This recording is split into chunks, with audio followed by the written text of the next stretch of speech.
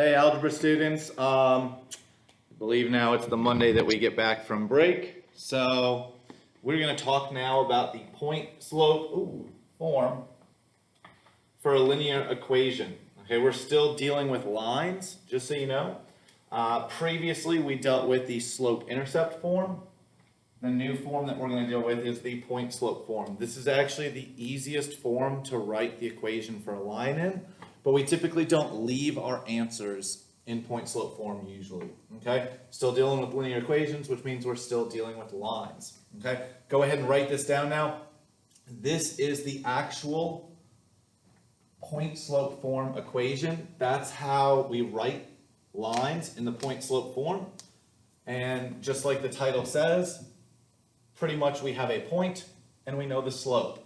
So as long as we know a point, at least one point on the graph or on the line, or that the line passes through, and we know the slope, then we can write the equation of the line using that point and the slope, which is m, right? All we do is substitute m in right there, which is being technically multiplied to, in parentheses, the concept of x minus this x1, the x coordinate of our point, and then y1 goes right there. A couple things to note. We are subtracting these values. Anytime you subtract a concept, you are basically just negating that sign. And so if this concept was positive, when we subtract it, now it just says y minus that concept. So if this was a 3, y minus 3. If this was a negative value, like -7, when we subtract this -7, that negates it and makes it positive. So it would be y minus -7. It would just turn into y plus 7, okay? But anyways, this is our equation that we would use. Okay, so let's make this really simple. Okay, let's say we have a line that passes through the point -3, 5 with the slope equaling, 7, okay? In point slope form, right? Again, y minus y1 equals m times x minus x1. That's the form that we're using, just so you guys know. This is how we should be writing our problem.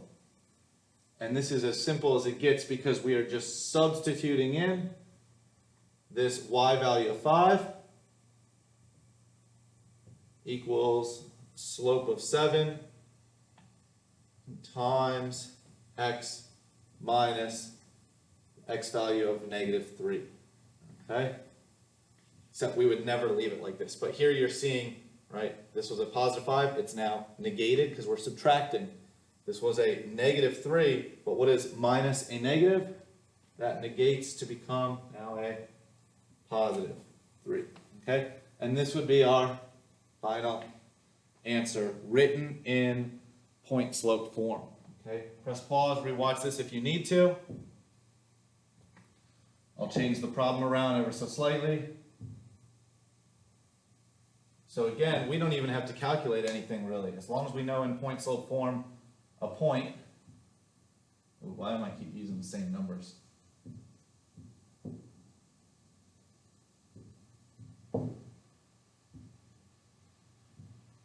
Go ahead and write this in point slope form now. Press pause if you need to, and then come on back to the video, and I'll have the answer for you. All right, so we're ready for the answer. Y plus 4, because it's the opposite of that, equals -5, which is the slope, times x minus 7, okay? So very straightforward. Oftentimes, often, not always, I'll say sometimes, they want the final answer to be written in slope intercept form, okay? I still think that writing the problem in point slope form first is important. Even when they want the final answer written in slope-intercept form, remember that's y equals mx plus b. Even when they want it written like that, it's better to first start it in point-slope form. And we're going to practice that right now. So this is what it would look like if we started it in point-slope form. We already did that. And now we're going to write it in slope-intercept form. So follow along with me. This is the same problem we just did. Again, maybe you need to pause this and go back to that last slide and take notes on what we're doing. Okay? Y plus 4 equals negative 5x plus 35. First, all I did was distribute. Move 4 over. Final answer, y equals negative 5x plus 31. Notice the slope was still negative 5, just like we thought it was. Okay? So this is how we write our final answer in slope-intercept form, even though we started the problem in point-slope form. Okay? Let's practice that again. Let's say we've got this point, negative 4, 7, with slope equaling negative 1/2. Go ahead and put that first in point-slope form, then follow along the problem all the way down and write it in slope-intercept form. Now that's not always what we do, but follow the directions in regards to what form we write it in. Okay? So let's do point-slope form first. Y minus 7 equals negative 1/2 times x plus 4. Let me make this clear. If they asked for the answer to be written in point-slope form, you would just leave it like this. You would not go any further. This is the answer in point-slope form. Okay? Thumbs up, get that? Register what I just said. Watch it through a couple times. However, if they want the answer written in slope-intercept form, that's when we have to keep going. And the first thing we're going to do is distribute. So I've got y minus 7 equals negative 1/2 x, because again, our slope just multiplies to x. It's just going to be the slope times x. Negative times a positive becomes a negative. So negative 1/2 times 4 is a negative. Half of 4 is 2. Add 7 to each side. Final answer, y equals negative 1/2 x plus 5.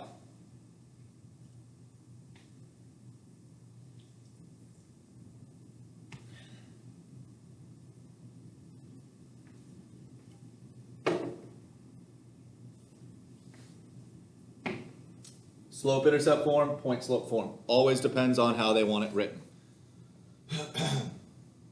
Let's try one more practice. This one, I want you to write it in both forms. So we've got a point, 5, comma, 7, and we'll go with a slope of 3/5. Okay? Go ahead and write that now in point-slope form. Just put it in point-slope form. Press pause. All right, you should be back with us now. Written in point-slope form, this becomes y minus 7 equals 3/5 times x minus 5. Now, if the directions just said, put it in point-slope form, guess what? You're good to go with this. This is done. Okay? But now let's do a new problem. Now let's say the directions said to write it in slope-intercept form. So now we would keep going with this problem all the way through. Go ahead and put this in slope-intercept form now. Press pause, and then unpause when you're ready to go. All right, you should be back with us now. All right, coming back with us, you've got y minus 7 equals 3/5 x, because again, it's just slope times x, it's just slope x. 3/5 times negative 5. First off, let's talk about the symbol, or the sign. It's going to be positive times a negative, so we know it's going to be a negative. So let's just get that out of the way. If you need to multiply fractions over on the side, do that. Okay, 3/5 times 5. Remember, 3/5 times 5 is really, and why did I say 5, not negative? Because I already dealt with the negative. 5 is really 5 over 1. Okay? This becomes 15 on top over 5, which reduces to 3. Another way you could have done it, just cross simplify. Hey, that's 3. Okay? So you can always do your work on the side when dealing with multiplying a fraction and a whole number, or a fraction and a fraction. Not done yet. Still have to add 7. And in slope-intercept form, our final answer is y equals 3/5 x. 7 and negative 3 makes positive 4. Okay? So hopefully we should be doing really, really well with this. Okay? The thing that I think is beautiful about the point-slope form equation is when we're given 2 points. Let's say we're given 2, 7, and 4, comma, I don't know, we'll say 1. Okay? When you're given 2 points, we do not have the slope yet. We have not been given the slope. We've been given 2 points. Well, there isn't a 2 points form of an equation of a line. There's point slope form. Well, we have at least 1 point. What we really need to do is find the slope. So over on the side, we're going to find the slope. 1 minus 7 over 4 minus 2. Negative 6 halves. Okay, negative 6 halves becomes negative 3.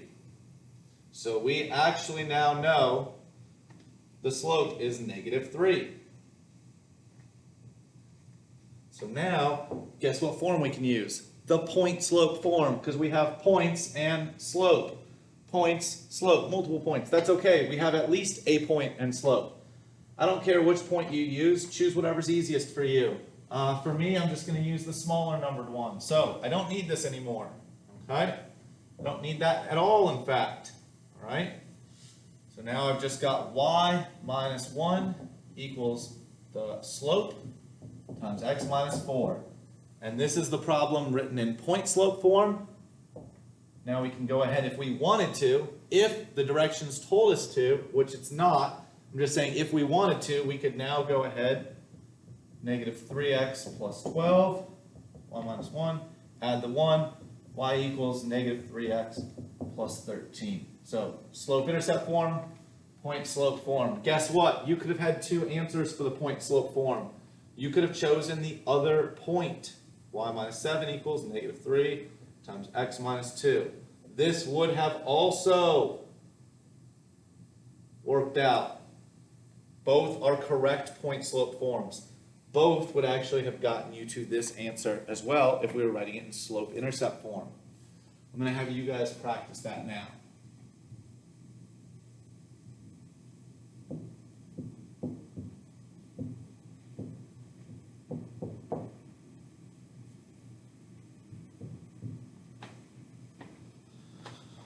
Go ahead and write this in slope-intercept form. But first, write it in point-slope form. But put your final answer in slope-intercept form.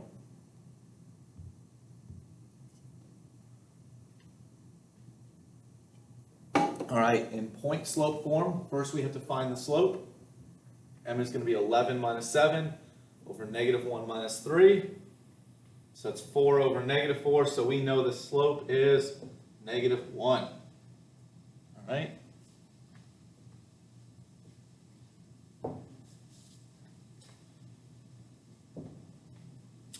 Doesn't matter what point we choose. I'll just choose this one because it's right there. Y minus 7 equals negative 1 times x minus 3. Just so you know, I don't typically write the negative 1. I just put a negative in front of my parentheses.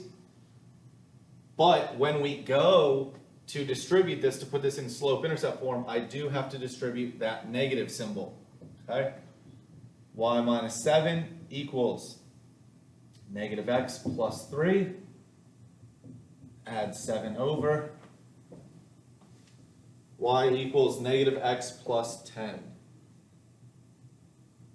Boom, final answer, done and done.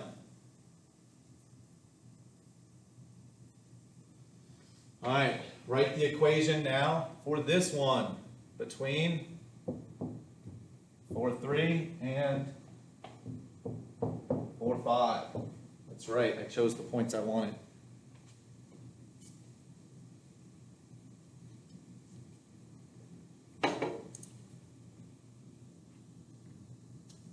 All right.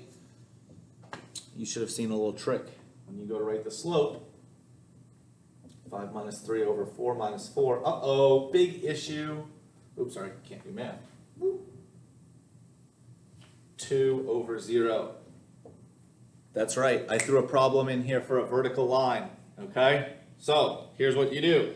If you've watched my previous YouTube videos and stayed with us this semester so far, you know anytime we have the same x values, okay, we have no change in x, just a change in height. So we have a rise, we have no run. What type of line has no run? What type of line has a rise, so it starts at 4, 3, and then it goes to 4, 5. It only has a rise, it has no run. That's a vertical line, which makes sense because we're not allowed to divide by 0. That's undefined. Oh, the slope is undefined. Light bulbs should be going off. If the slope is undefined, we know it's a vertical line. So that's the second reason we should know it's a vertical line. How do we write the equation of a vertical line? X equals something. What does x equal? 1, 2, 3. That hash mark. X equals 4, because that line is literally just a continuous extension infinitely of that hash mark of x equals 4, which makes sense because guess what? Both points show us that x equals 4. Okay? So if you had both points showing us that x equals 4, that's the equation of the line. Similarly, if we had 2 points, 3, 7, and 1, 7. When you do this math, if you were to plot this, notice both points have a y value equaling to 7. Well, that's the equation of this line. Because it's a horizontal line. How do we know it's a horizontal line? Remember, what is slope? Change in y over change in x. Rise over run. There's no change in y. There is no rise. And if we plot these, 1, 2, 3, 7, and 1, 7, there's no rise. It's just a run. It's a horizontal line. And if we calculated the slope, 7 minus 7 over 1 minus 3, we'd have a 0 on top. You can take 0 and divide by something. This is a slope of 0, which therefore means that it is a horizontal line. And in fact, if you went to y equals mx plus b format, and you went ahead and plugged in a 0 for m, that term would cross off anyways, and you would just see it's y equals some constant height. What is that height going to be? The height of 7, the value that y always equals. Okay? One last fun problem. Okay? We want, actually two. Write the equation of a line. These are the two questions you should most focus on right now, because I promise they'll be on the test. Write the equation of a line through 2, -7 that is parallel to, I don't know, y equals 3x minus 1. Okay. Press pause so that you can copy this into your notes. I want you to write this problem word for word into your notes, so press pause. All right, you should be back with us now. You should have written this into your notes. I want to highlight several things. This is the official point that our line that we want is going through. That's the point our line goes through. For our line, I'm going to use blue. For the other line, this is a separate line. I'm going to use red. This other line is just randomly thrown in the problem. Okay, we want to write the equation of a line that we like, in blue, that goes through that point. Our line goes through that point. But our line is parallel to some other line. Okay, this is a different line. This is not our line.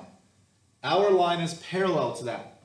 So you need to refer back to my video when I introduce what parallel lines are. Okay, and here is your definition. Again, write this down if you have forgotten this. Boom. Okay, press pause, write that down. Unpause. Okay, guess what? Yes, this is what it says. Parallel lines have the same slope.